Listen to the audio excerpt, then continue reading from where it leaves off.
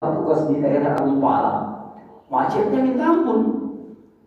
Ketika saya berhenti di satu tempat, kebetulan rupanya di situ ada orang kopiah haji undang.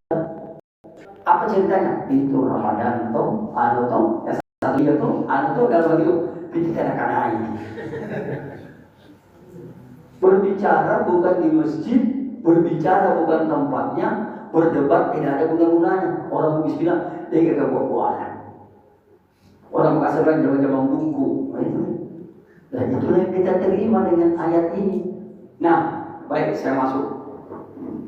Judul ceramah saya adalah momentum Ramadan adalah jalan menuju surga yang jelas.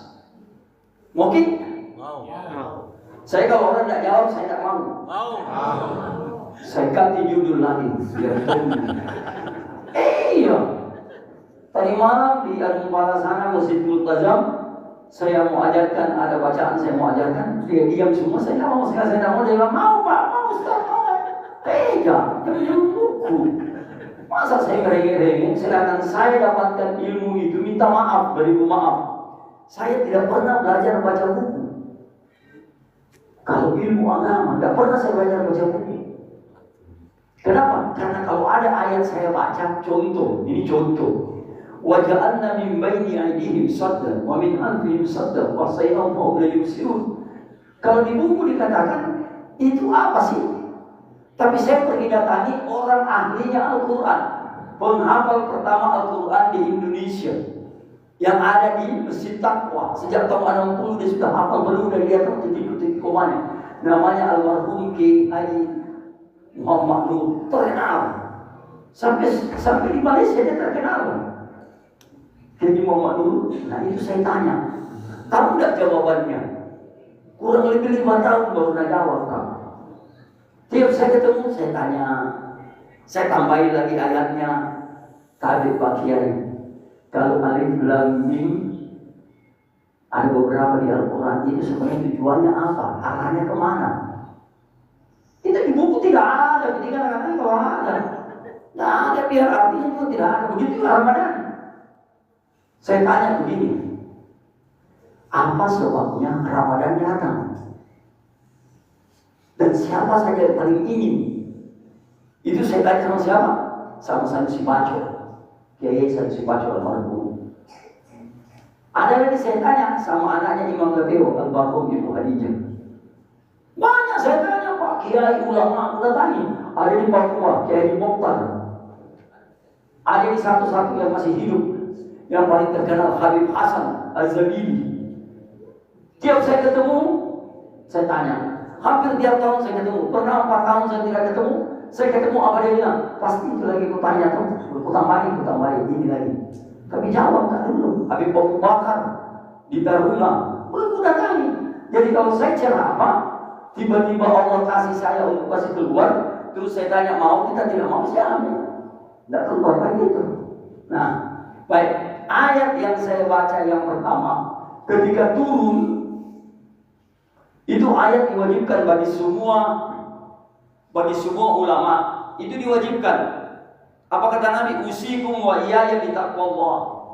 Sampaikan selalu kepada umatku untuk dekat dan bertakwa kepada Allah. Yang jadi masalah, kenapa sampai Nabi harus berpesan begitu? Bahkan bila Nabi pakai kalimat paling indah yang Allah firmankan, apa? Ya ayyuhalladzina amanu ittaqullaha haqqa tuqatih wa la tamutunna illa wa antum muslimun. Ketika turun ayat ini Bapak Ibu, semua sahabat baku tengok-tengok dan senyum. Artinya dulu saya katakan, hai orang-orang yang beriman, dekatlah kau kepadaku, takutlah kau kepadaku, dan berpegang teguhlah kau kepada tali Allah. Jangan kau mati selain mati dalam keadaan muslim. Semua sahabat senyum, berarti kita aman. Yang penting ingat Allah, matinya muslim, diakui Allah. Iya kan? Di sini sependapat itu. Saya juga tidak sependapat. Kenapa? Karena Sayyidina Abu Bakar menangis. Ayat itu dia dengar, dia menangis. Semua sahabat balik, kenapa dia menangis? Ini kali kedua dia menangis. Kali pertama ketika turun surah Al-Yawma lakum akmaltum, itu di Al-Baqarah ayat 5 yang menyatakan pada hari ini telah kusempurnakan agamamu Islam. Ketika didengar itu semua sahabat senang, berpelukan, ketawa, gembira. Dia menangis. Sahabat baru tengok, yang menangis Abu Bakar. Seandainya Abu Gosok tidak dipeduli, Abu Bakar Pak yang menangis. Maka bertanyalah Nabi Muhammad, ya Abu Bakar, kenapa engkau menangis sedangkan Allah sudah bilang disempurnakan? Apa kata Abu Bakar? Ya Rasulullah, jika sekiranya itu berupa busur panah, ditembakkan panah itu, maka panah itu akan sampai dan dia akan turun. Jika Islam itu dikatakan sama Allah telah sempurna, berarti Islam itu akan turun. Kaget semua sahabat. Rasulullah diam, turun. Tidak ada yang sempurna selain Allah. Rasulullah diamnya itu karena malaikat Jibril datang menyampaikan ayat. Apa ayatnya? Laqad khalaqnal insana fi ahsani taqwim. Sesungguhnya aku menciptakan itu hanya keadaan sebaik-baiknya, serupa tapi tak sama. Tak ada garing yang tak retak. Itu kenyataan. Balik bertanya Umar bin Khattab, itu cerdas Umar bin Khattab. Dia bilang, ya Rasulullah, kapan itu terjadi? Bahwa umatmu akan sempurna dan akan hancur. Dia bilang itu akan terjadi pada umat akhir zaman. Apakah itu anak cucu kami? Bukan. Apakah mereka tidak tahu Al-Quran dan hadis? Justru umat akhir zaman, mereka banyak penghafal Al-Quran, banyak yang tahu hadis. Mereka mendapat gelar-gelar kehormatan. Kita lihat sekarang, habis. Profesor di bidang Al-Quran, profesor ahli tafsir, ya toh? Doktor ini, itu banyaknya sekarang. Sabda Nabi 500 tahun yang lalu terbukti. Seperti kata Nabi, ketika aku diperjalankan Isra Mi'raj, aku tinggalkan Masjidil Aqsa, naik. Ketika itu aku melihat ada suatu lingkaran yang menyala, yang mengikat beberapa benda-benda di situ. Aku katakan, apa itu Jibril? Maka didekatkanlah kepadaku. Maka aku lihat, dia bilang itu yang nomor 1 yang dekat dengan matahari, itu planet Merkurius, nanti dinamakan. Ini kita nomor 3, namanya bumi. Ini abad 20 baru ahli teknologi, ahli geofisika, ahli semua menemukan bahwa oh betul kata Muhammad dalam hadis Bukhari bahwa Bima Sakti yang mengikat ini. Dan planet itu ada 9. Semua yang disebut Nabi betul. Nabi bilang ada yang paling gelap, kelihatan kecil, dan kita kesana dia justru besar. Itu yang kita namakan Pluto. Ternyata ada di hadis Bukhari. Baru ditemukan abad 20 oleh para ahli antariksa. Coba, dia bilang dia sudah naik ke langit. Ternyata dia baru naik sampai lewati bumi. Dia belum sampai langit, belum. Lihat bintang saja dia masih jauh. Karena belum ada yang bisa kupas bintang. Sedangkan Al-Quran sudah ada. Surat Al-Mulk. Walaqad sayyana as-samaa'a dunya bimasabiha wa ja'alnaha marjuban lis-sayatini wa qadna lahum 'adzab sa'ir. Buka baca itu. Al-Mulk. Itu tentang bintang. Itu Nabi sudah diperlihatkan, dan itu sampai sekarang belum dipecahkan itu bintang. Sampai sekarang. Mau tahu? Baca kitab itu. Namanya Bukhari. Saya tidak bahas ini. Saya cuma kasih kupas sementara bahwa ini kata-kata Nabi benar. Sekarang, hai Abu Bakar, kenapa kau menangis dengan ayat ini? Ya Rasulullah, ini menunjukkan bahwa banyak di antara kita umat Islam meninggal, mati, dipanggil sama Allah, tidak jadi Muslim. Kaget semua sahabat. Nabi bilang, sadaqaka engkau Abu Bakar. Betul. Mari saya bertanya sama kita, jawab sendiri saja, tidak usah jawab orang-orang jawab. Pernah tidak kita lihat tetangga kamu sakit sampai meninggal, teman tak, keluarga tak? Ya, kalau saya pernah lihat ada orang yang waktu saya lihat dia begini, kayak orang bersin. Ada juga yang Ada juga tidak bisa. Ada yang baik perempuan maupun laki-laki. Selalu saya datangi dan selalu saya dipanggil. Terakhir kemarin kami subuh jam 6. Saya baru pulang dari ceramah subuh. Capek mak, jam 6:05. Rencana begitu. Saya mau bersihkan dulu sedikit rumah, baru saya mau ambil sholat, baru saya tidur sedikit. Tidak bisa ditelepon. Cepat Kiami, Ani artinya om. Cepat Kiami, bapak nenekku kasih melihat dulu. Dan dia meninggal, enak sekali saya lihat. Menurut penjaganya, suster, bahwa almarhumah ini sudah meninggal setengah jam yang lalu. Saya datang, saya tidak pakai teori dokter dan sebagainya. Saya pakai teorinya Nabi. Apa kata Nabi? Peganglah telapak kakinya. Jangan pegang ujung jarinya kalau orang sekarang. Telapak kakinya dipegang. Kalau masih hangat, masih ada. Kalau orang baik, tapi kalau penjahat jangan pegang di situ. Pegang kepalanya, mendidih itu. Kalau dia mendidih, berarti sementara dia mau dicabut dengan siksa. Tapi kalau orang baik pegang telapak kakinya, orang pegang pantat di belakang lutut. Kita boleh sekarang pegang, kita punya testing. Berair panas atau tidak? Kalau tidak, testing. Jangan kita main bapak tadi dia mobil, dia takut tidak jadi lagi. Pegang aja karena takut mati. Setiap hidup pasti mati. Nah, saya pegang, ini ibu masih. Saya bilang masih ada. Tapi suster tidak. Pak I, meninggal ini Pak I. Saya bilang, ya. Cucunya bilang, bagaimana dia Mi? Saya bilang, kok perhatikan nenekmu ya? Perhatikan, saya pegang. Saya baca sebelah kirinya dulu, saya pegang sebelah kanannya. Tahu nggak? Lucu. Tiba-tiba si nenek buka mata. Dari matanya dibuka satu, dia senyum. Cucu ini, bapakku main mata sama Habib. Coba main mata nih. Dari bunyi ada nama Pak. Saya belum pakai masuk Pak. Tapi minta 20 menit Pak Ustaz, tapi kita keluar 15 menit. Terus saya tanya, di sini berapa menit? Dibilang 15. Lalu saya pasang ke 15 menit. Tunggu dulu, aku pasang dulu 15. Siapa orang bosan berhenti Pak. Bagaimana? Coba kalau saya masuk ini. Ternyata banyak sekali keluarga kita yang meninggal. Kenapa? Karena tadi Pak Ketua bilang apa? Istiqamah. Apa itu istiqamah? Kemampuan kita untuk tetap pegang teguh.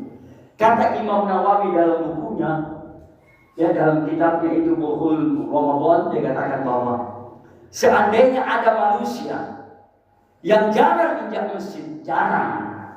Ya, kalau kita berwawanan 07, Jumat saja dia masuk. Jarang masuk masjid. Tetapi ketika masuk Ramadan, masuk Ramadan lagi satu hari, apa dia berniat? Ya Allah,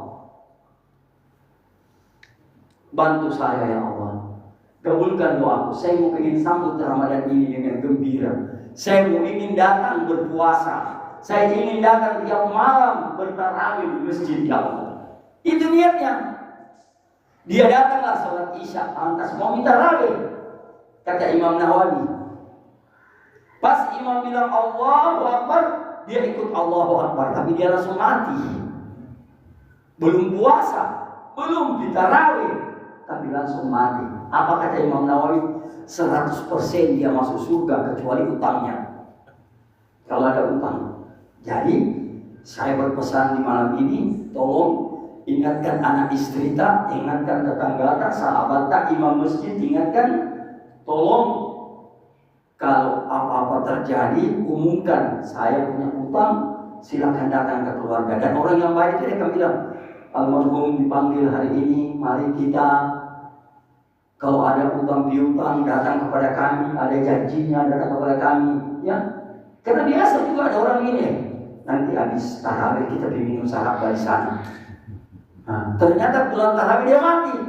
Yang bilang lain, Pak, janji nggak pergi tidak pernah. Bahayanya apa? Kata Nabi, banyak dari umat bangkrut. Dibilang Sayyidina Umar, apakah bangkrut habis hartanya? Bukan, amalnya yang habis. Kenapa? Karena pas dia sudah mau masuk surga, menyeberang siratal mustaqim sudah terima kita, tiba-tiba ada yang panggil maaf. Ya Allah, man ya'mal mithqala dzarratin sarraya.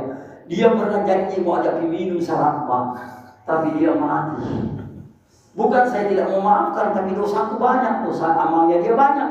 Saya maafkan dia kalau semua ini pindah ke dia dan amalnya dia pindah ke saya, maka kita bangkrut. Oleh sebab itulah, ya, di masjid itu kita tempatnya apa? Selesai berdoa atau selesai salam, kita salam-salaman, minta maaf memang. Ya, alangkah indahnya. Dan ingat, orang yang suka saling memaafkan itu malam ini diteriaki sama pintu surga nomor 8. Surga itu ada 8 pintu Bapak Ibu. Pintu nomor 8 itu khusus buat orang ahli silaturahmi, termasuk orang takwa. Diteriaki. Kata Nabi, nanti ada satu nama yang semua pintu memanggilnya. Dibilang sahabat, apakah semua pintu itu dia lakukan? Iya, karena memang dia bikin. Dia bersilaturahmi, dia masuk masjid, dia jaga sholat sunnah, dia bersedekah paling utama di masjid. Kayak tadi Pak Ketua bilang, zakat sebaik-baiknya di masjid. Mudah-mudahan Pak Ketua tidak kasih ke MPG. Karena saya termasuk orang yang tidak setuju, Pak.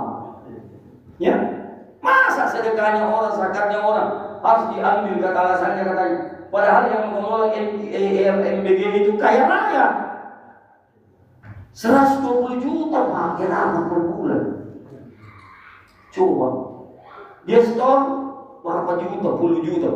Kita ini yang mengumpul di masjid baru diambil zakat, infak, zakat. Baru penggunaannya tidak tepat, hati-hati, kita yang berdosa. Makanya data mewah orang miskin berapa? Ada data minta maaf, orang miskin di tempat kami pas, jumlah zakat yang terima pas, ini pas. Nggak usah apa. Jangan main-main Pak, zakat itu sedekah itu ya hati-hati. Tanggung jawabnya di hadapan Allah langsung. Makanya saya tidak pernah jadi pengurus masjid, takut kan. Saya ikut membangun, ada masjid di dekat rumah, membangunnya. Tapi ketika berpaling pengurus, takut saya kerja sama Allah, takut. Karena banyak sekali dosa apa saya harus tambah dengan begitu. Saya berapa tahun, 15 tahun saya mengabdi di masjid gubernur, mulai Pak Palaguna sampai Amin Syam. Tidak pernah saya sentuh itu namanya kotak amal. Tidak pernah, tidak mau. Kenapa? Takut sebentar uangnya ada nyecet, saya habis. Dan ada beberapa orang teman saya yang mengatur begitu, termasuk yang di Masjid Raya, matinya tersiksa, bahkan dia diamputasi. Anak-anaknya juga kacau balau. Karena uang masjid dimakan, hati-hati. Uangnya Allah kok pernah disabotase, coba. Iblis bilang saya tidak seberani kau, kok kali-kali berani. Ya hati-hati. Ada lagi yang datang mantan dosenku, dia bilang apa? Tolong Dinda doakan, karena kau ini sini disegani di masjid sini. Kenapa? Doakan semoga saya bisa mengabdikan diri saya di hari tua ini di masjid sini. Insya Allah. Dan mudah-mudahan saya terpilih jadi bendahara. Saya tidak mau jawab. Ku doakan sebentar punya lagi, saya diam sama Allah. Tuh, sama kayak kau kasih orang, ternyata dia pakai minum. Habis kok. Nah, oke. Nah, sekarang kita melihat ayat ini dipanggil dengan ya ayyuhalladzina kutiba alaikumusiyam. Terakhirnya apa? Takwa. Sekarang kita bertanya, apakah kita termasuk orang beriman? Ya. Tunggu dulu, tes dulu pada diri kita sendiri. Berimankah saya? Bagaimana caranya? Pertama, kalau Allah memanggil kita dengan bunyi krim telepon, apakah kita datang atau kita menunggu Allah bilang, weh kenapa kau baru angkat teleponmu? Dari tadi saya menelpon. Apa itu krimnya Allah? Salatullah salamu alaih. Kita cepat-cepat. Nah itu orang beriman Pak. Ke masjid. Tapi kalau bilang Pak Tarhim belum azan. Belum masuk ke bos kategori orang beriman. Kenapa? Krimnya Allah kau tidak dengar. Coba kalau kau krim kepada orang, baru orang itu terlambat angkat, apa bilang? Weh saluna berarti aku telepon. Orang kau bisa marahin Allah tidak bisa. Coba kau permainkan, baru kau bilang saya orang beriman, saya umat Muhammad. Baru Nabi bilang, apa dia bilang Nabi? Ini tadi yang ditulis. Apa dia bilang Nabi? segeralah kau masuk masjid, sholatlah kau sunnah, jagalah sunnah qabliyah, jagalah sunnah rawatib 12 rakaat, 2 subuh, 4 sebelum duhur, 2 sudah duhur, 2 sudah maghrib, 2 sudah isya. Ustaz, bagaimana asar? Asar ada sejarahnya. Ketika Nabi pulang Isra Mi'raj, Nabi bilang, Bilal, saya mau bertanya sama kamu. Saya dengar langkah kakimu di surga, terompamu di surga, sendalmu di surga. Saya dengar. Amalan apa kau pakai? Apa azan? Siapa tahu apa amalannya? Ada yang tahu? Sholat apa? Sholat wudu. Jadi bilang saya jaga 2 sholat sunnah. Pertama, sholat tahiyatul masjid dan sholat sunnah wudu. Jadi tolong Pak, kalau asar itu dipermantap. Di waktu lain juga boleh, tapi yang jelas ada sahabat bertanya, ya Rasulullah, apa gunanya orang sembahyang tahiyatul masjid? Rasulullah bilang, ketika panas matahari 1 jengkal di atas kepala kita, tidak ada pertolongan. Kenapa? Amal belum dibuka, amal belum dihitung. Kita minta tolong, ya Allah rahmatilah saya. Kita tidak diberi rahmat. Kenapa? Tiba-tiba seperti kita mau keluar masjid, tiba-tiba ada yang bawa kaki payung. Siapa? Saya ini. Bawa kaki, karena kita pernah tolong. Begitulah malaikat datang tolong kita. Kenapa? Kau setiap masuk rumahnya Allah, kau hormati rumahnya Allah dengan salat tahiyatul masjid. Coba kita kalau kita masuk di rumahnya orang, atau orang masuk di rumah kita, langsung masuk kamar tidur, tak marah tidak. Begitulah rumahnya Allah kita hargai. Saya bermain logika saya, karena Nabi bilang begini, bagaimana ada sahabat bertanya, ya Rasulullah, bagaimana menandakan itu hadis asli darimu dan hadis itu palsu atau meragukan? Dia bilang, Rasulullah, kalau kau pakai otak, semua itu bisa kau bedakan. Turun ayat, Inna fi halqis samawati wal ardi wa ikhtilafil laili wan nahari wa ayatin li ulil albab. Semua yang aku jadikan, yang aku ciptakan di langit dan di bumi dan semua kejadian, semua hanya untuk orang berakal. Berarti kalau kau menerima ada hadis, ada apa, kasih masuk di akal. Karena otak ini Allah ciptakan di paling di atas. Kalau kita ditarik telinga ada apa-apa, asalnya dipukul kepala, gak umum ini, pasti kita marah. Begitulah. Ya, nah, baik. Ini terakhir ya, pintu nomor 2 dari 8 pintu. Yang 8 tadi sudah, nomor 2 saya jelaskan. Setelah keluar dari pintu nomor 2, kita sudah bisa tebak kita di surga nomor berapa kita bisa tebak. Cuma waktu saya tidak bisa jelaskan satu-satu, tapi pintu nomor 2 saya jelaskan. Pintu nomor 2 untuk orang yang selalu jaga sholatnya di masjid. Orang yang selalu jaga sholatnya di masjid, itu dia akan lewat di pintu 2, termasuk sholat rawatib dan sholat sunnah yang lain, duha, tahajud, mutlak, hajat, tobat. Silakan Anda lakukan di tarawih ini, apa di malam-malam ini. Kenapa? Karena itulah pintu yang akan memanggil Anda. Ya, kalau Anda mau, lakukan. Pintu nomor 3, masih bisa sih? Bisa. Nah, ini bisa sih? Bisa. Lanjut saja, Ustaz. Pintu nomor 3 adalah pintunya orang yang gemar membaca Al-Quran di bulan Ramadan. Di bulan-bulan lain dia menguasai beberapa ayat. Saya Ustaz, apa? Kulkul, ya sudah kulkul saja. Tapi untuk bulan Ramadan dia usahakan membaca. Itu pintu nomor 3. Berteriak itu pintu. Ya, berteriak.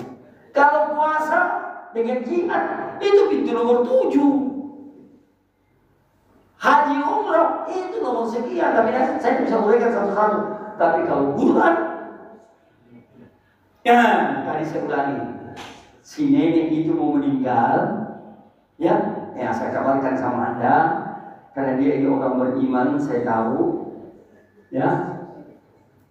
Ketika dia mau ditarik, kata Nabi, orang itu kalau mau dicabut rohnya, bagaikan dicambuk pakai pedang, sakit-sakitnya. Atau ada duri yang mau dicabut dari badan kita. Tetapi kenapa orang ada kita lihat orang meninggal, dia tenang, enak. Bahkan terakhir kita lihat dia terangkat matanya, dia melihat. Apa itu? Ada yang bisa jawab? Hah? Tidak ada. Karena ada yang pertama. Nah, itu saya dapat sama seorang kiai besar di Jawa Timur, di daerah Bangkalan, Surabaya. Itu kiai itu lulusan pesantren Teguh Ireng. Itu saya dapat dari dia. Dia bilang, itu pertama malaikat akan datang 70 orang. Kalau kita bilang itu asistennya malaikat maut. Dia datang 70 orang. Kenapa 70 orang? Pakai. Karena dia mau cabut rohnya itu dari bawah naik sampai di lutut. Itu seperti orang cabut benang dalam tepung. Tepungnya tidak goyang, dia pelan-pelan. Yang di sana tarik samping, yang ini pelan-pelan sampai dia orang tidak rasa sakitnya. Dikasih pelan, itu 70 malaikat. Ketika dia datang, si calon mayit akan bertanya, siapakah engkau? Kami adalah petugas yang disuruh untuk menjemput kamu. Sebelum saya dijemput, jawab dong. Ya apa? Bagaimana suamiku yang saya tinggalkan? Bagaimana anakku yang saya tinggalkan? Bagaimana cucuku saya tinggalkan? Bagaimana hartaku saya tinggalkan? Itu dia sebut semua. Apa jawabannya ini malaikat? Itu bukan jawaban itu tidak bisa kami menjawab karena ada nanti yang lain. Kami cuma mau disuruh cabut kamu dalam keadaan sebaik-baiknya. Dengan kata lain, kami cuma disuruh irji, hati-hati dan pelan-pelan. Maka mulailah dia cabut, sampai di sini. Sudah dingin, datang lagi 70 berikutnya. Cabut lagi, pertanyaan sama, tetap dibilang nanti ada jawab. Sampai di sini, makanya itu orang yang baik dia akan milih. Kayak satu-satu namanya. Nah, itu sudah sampai di sini. Datanglah malaikat Israel, kasih salam dan dia tanya. Bisa jawab? Apa jawabannya malaikat Israel? Ada yang bisa jawab jawabannya. Maka datanglah seorang, kalau dia laki-laki, kalau dia perempuan, seorang perempuan yang cantik, super cantik, yang muda, sangat muda, yang tidak ada duanya. Dia datang, malaikat mau bilang ini yang bisa jawab. Dia tidak menjawab begitu, tapi dia pegang kepalanya kita, sehingga kita punya mata ikut melihat. Ketika kita ikut melihat, di saat itulah roh kita keluar. Indahnya dia tidak rasa. Ya, ketika dia pegang, terasa sejuk itu kepalanya ini. Kayak enak dia rasa sejuk. Bagaimana sih kita yang lagi bambang tiba-tiba dikasih air guys, enaknya. Nah, dia kasih itu, dia pegang kepala sambil dia katakan, wala khaufun wala hum yahzanun.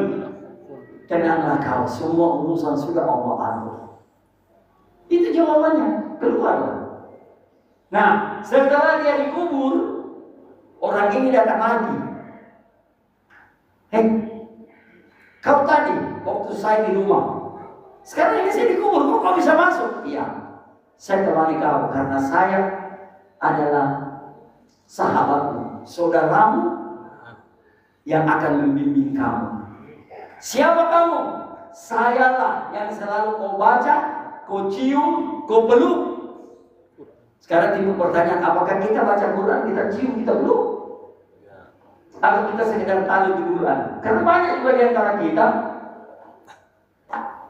ya, misalnya ini Quran, kalau dia mau baca, dia taruh di bawah sini. Kalau dia punya kaki di situ sembahyang, tidak dapat itu berkahnya Quran. Orang tua dulu kita kasih bantal, kasih ini, kasih tinggi. Bahkan ada orang saya ketemu 94 tahun, matanya terang, dia tidak pakai kacamata. Sedangkan saya pakai kacamata, malu Pak. Bayangkan dia pegang Quran kecil, dia ambil itu Quran, dia kasih begini matanya. Sudah itu dia buka kopiahnya, dia gosok kepalanya. Sudah itu dia gosok lagi belakangnya, sudah itu dia gosok lagi kakinya. 94 tahun, kuat. Dia ambil itu Quran, dia balik sebelum dia balik lagi. Dia gosok, sudah itu dia kasih begini. Dia taruh giginya utuh.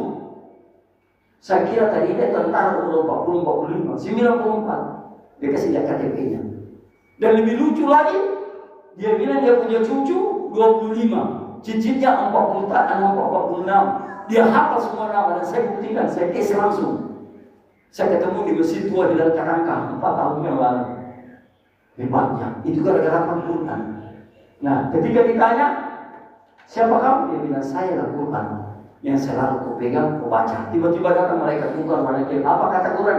Kau tenang. Atas izin Allah, saya jawab pertanyaan. Kalau kau tidak mau saya jawab, aturkan permadani, biarkan dia tidur bagaikan tidurnya pengantin. Coba, ayo Pak Ramadan, ayo kita mulai membuka Quran, ambil Quran, cium dia, pegang dia. Orang-orang tua dulu Pak, orang-orang tua dulu, ibu-ibu dulu lebih-lebih. Itu kalau pegang Quran itu, saya masih lihat itu di kampung-kampung. Begini dia. Orang sekarang dia taruh Quran di tas kalau dia jalan. Jadi yang dapat pahalanya tas, bukan dia. Orang dulu dia pegang bercahaya itu ibu-ibu dulu.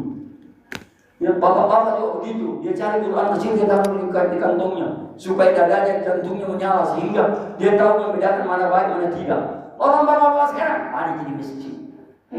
Malasnya pegang. Coba. Nah, mudah-mudahan ada manfaatnya. Ramadan menjadikan momentum di surga bagi kita dan kita masuk semua. Amin ya rabbal alamin. Wassalamualaikum warahmatullahi wabarakatuh. Waalaikumsalam warahmatullahi wabarakatuh. Bagaimana? Lama Pak Toh?